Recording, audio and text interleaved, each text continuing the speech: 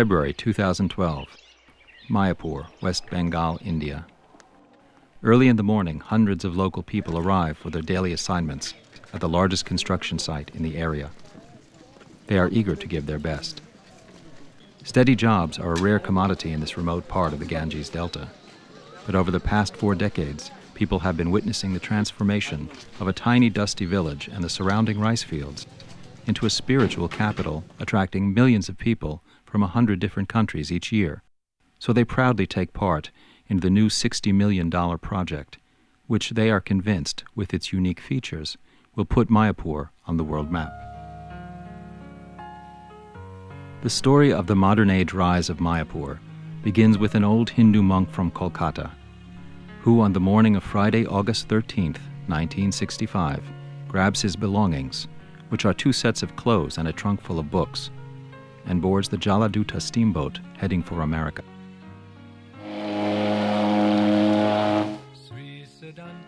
Nothing can stop him, none of his family members, well-wishers, his aging body, not even the 2 heart attacks he suffers on the journey. He is on a mission. He has been asked by his spiritual master to teach the essence of ancient Indian wisdom in the Western world. His name is A.C. Bhaktivedanta Swami Prabhupada, a 69-year-old Krishna worshipper. In the United States, he is completely alone, vulnerable, and without any help. He is constantly praying, asking his Lord for guidance and direction. After a year of struggle, he meets youth on New York's Lower East Side who are hungry for mysticism and belief. I was wandering in the street, and some of the boys saw me, and gradually they came to me. Hare Krishna, Krishna Krishna, Hare Hare, Hare Rama, Rama Rama, Hare Hare. He starts teaching them, caring for them, and helping them to find their way in life without drugs or self-destructive behavior. Readapting the ancient Hindu Vaishnava philosophy and culture to new circumstances, in 1966, in New York City, he establishes the International Society for Krishna Consciousness. In 1971, some of his young American and British disciples are anxious to accompany him back to his native Bengal. One of them is Jayapataka Swami, who over 40 years later, despite his current health challenges, is still one of the most influential leaders of the Mayapur project.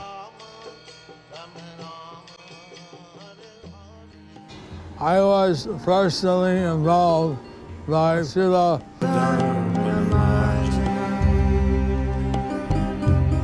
The young foreigners become immersed in the ancient Hindu Vaishnava mysticism. They learn from Prabhupada and from old books how Sri Caitanya, who appeared in the 15th century, has been worshipped as an incarnation of Lord Krishna. Lord Chaitanya's birthplace, Mayapur, is considered to be a holy place. Chaitanya's biographies give a detailed account of the unusual greatness of his scholarship at a very young age, and later on, his life as a saint at whose feet religious leaders and even kings paid their respects. Also, Lord Chaitanya was the revolutionary leader of the first civil disobedience movement in India that stood up to the oppressive caste system. He was a great social reformer. India during his day was very segregated in terms of caste and separation of different classes of people. And Chaitanya Mahaprabhu broke those barriers down and said that love of God is available for everyone. We still live in a world that's very much driven by social strife, ethnic strife, racial strife, nationalistic strife.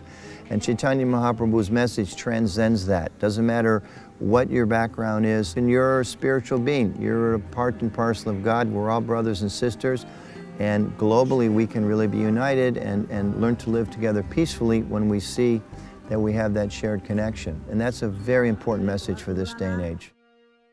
Lord Chaitanya's message, faithfully represented by Prabhupada, resonates with these peace-loving youth of the late 1960s and 70s.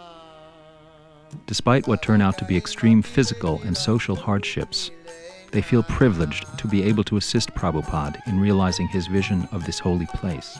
We got the land here, and gradually we started to build up. There was nothing here, nothing. Nothing, it was just rice fields. There were no trees like there are trees all along the road. Nothing, there were no stores, there was nothing. It was just the road and rice fields as far as you could see.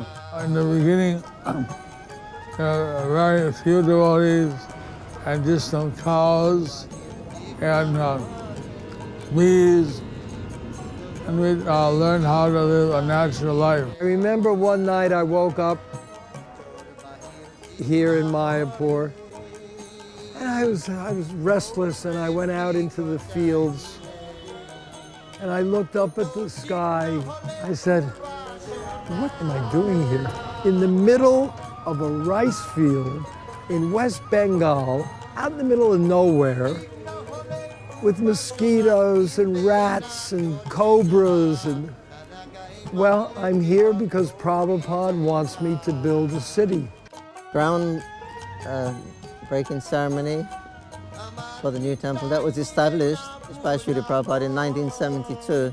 This was our first international festival at the birthplace of Caitanya Mahaprabhu. Yeah, the hole was dug about 15 feet deep, and Srila Prabhupada went down. He did some rituals there, and he installed the deity of Ananta Shesha.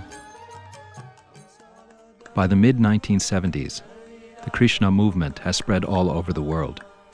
Within a few years, Prabhupada and his thousands of followers have established over 100 temples and farm communities on 6 continents. Mayapur also is developing very rapidly. New buildings emerge, monks and families are moving here, and visitors are coming. Prabhupada thinks now the time has come to begin his most unique, magnificent, and visionary project, the temple of the Vedic Planetarium. I was fortunate to be with Prabhupada here in Mayapur in 1976 and 1977. And that was a time when Prabhupada was really pushing the Mayapur project quite strongly. Vrindavan was finished, Bombay was already under construction, and building the big Temple of the Vedic Planetarium in Mayapur was the next priority project that Prabhupada had. So at that time he gave a lot of instructions, ideas and inspiration about what he envisioned for the big temple. He did leave a lot of the details up to his disciples to sort out, but the main thrust of what he wanted to present was very clearly expressed by him.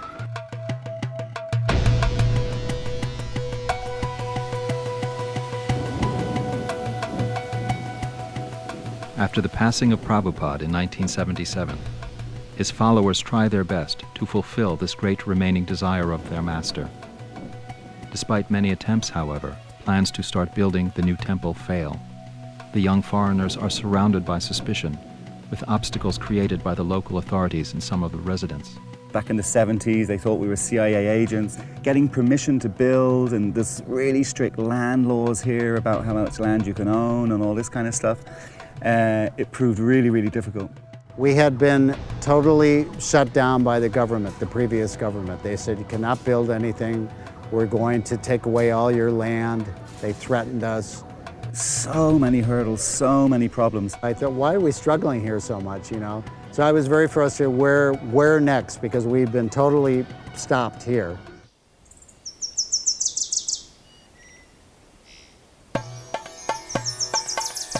Four decades later, finally, the circumstances have changed. The plans get approved.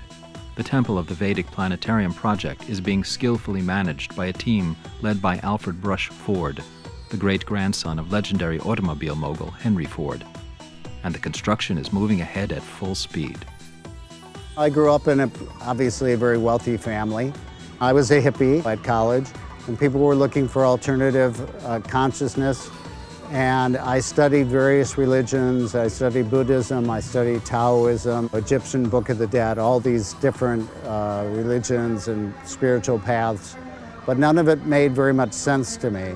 So that when I came across Srila Prabhupada's books, the Bhagavad Gita, and also George Harrison, the albums that he did with the devotees in London, I became attracted to the chanting of Hare Krishna. Hare Krishna, Hare Krishna, Krishna Krishna, Hare Hare, Hare Rama, Rama Rama, Hare Hare. And I also had a friend who was a hippie with me, and he became a devotee. So after I finished with college, I went to live in the mountains as a hermit because the 60s were very tumultuous, so I wanted some peace and quiet. And he would come visit me and bring me books and beads, and gradually got into the lifestyle of Krishna consciousness.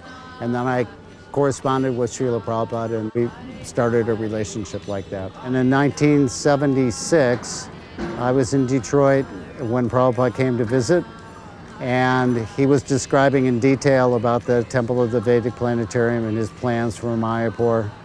And so he asked me at that point, he said, "What do you think of this?" And I said, "Oh, it sounds very nice." I had never been to Mayapur, never heard of it actually. So I said, "Oh, it sounds very nice." And he said, "Oh, good, so you can help finance, you know." And so we had a big laugh because I just finished helping to build the temple in Detroit and had spent quite a bit of money, so I wasn't looking for anything else to do. It took many years to come up with the right plan, but I think that he knew that eventually that I would be able to deliver. I kind of tried to keep an eye on things and, you know, make sure that the money that I spend for the project, which Srila Prabhupada used to call my forefathers' hard-earned money, so I want to make sure that that's spent properly. Other professionals devoted to the project joined the team, bringing with them the highest technological know-how and state-of-the-art equipment. I was born in Macedonia, and at an early age we migrated to Australia. So I continued my education there, and I became electrical engineer as a profession. And I worked on many skillful, very professional big jobs. I also helped to put together the first nuclear plant in Melbourne. In 1980 I came to Mayapur. That was my first visit. And I just fell in love with Mayapur. Basically, I am a mechanical engineering background is my education, but I joined in ISKCON. I was involved in the management in Bombay Judo. I was a general manager and temple commander. We are working around the clock. That's like normally the working system, like 8 hours the working here is 1 day, but here 1 day we are getting for 3 days job. Like a morning hours like 1 shift, again the evening hour 1 shift, we give overtime also. The Mayapur area is subject to regular floods by the Ganges River. So to resist the floods, earthquakes, or other natural calamities, the massive building rests on a so-called floating foundation, a special structure consisting of 2,500 pillars made of first-grade stainless steel. When the foundation is forced to move, the building adjusts with it without suffering damage. The cement and other materials used in the construction are also of the highest quality to make sure the building serves its purposes for many centuries.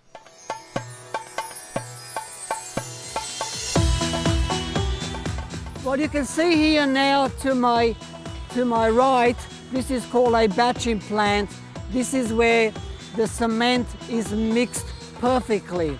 Actually, it's computerized. How much water goes in there, how much stone chips, how much sand goes in there, and also depends on the temperature. Sometimes if the temperature is very high, we even have to put ice in the water to make it perfect, so that the balance of the construction becomes very even.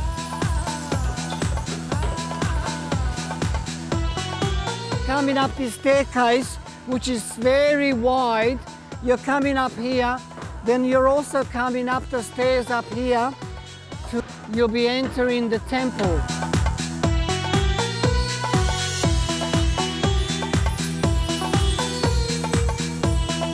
This is where the temple room will be for Lord Nrsimhadev in a circular motion. And you can see here our workers are preparing to do the casting for the first floor of the museum area. Standing on the 3rd floor of the museum. Now we are actually getting preparations from this floor to go to another 2 levels of floors which will be the service floors for the big temple. This is the furthest point that you can view the deities of the temple room floor. We're standing near at the center of the temple at the moment. The temple will be made up of beautiful columns, and deity rooms will be over here to your left, and on my opposite side over here where will be Srila Prabhupada's Vyasattam will sit there, and Srila Prabhupada will look at the deities.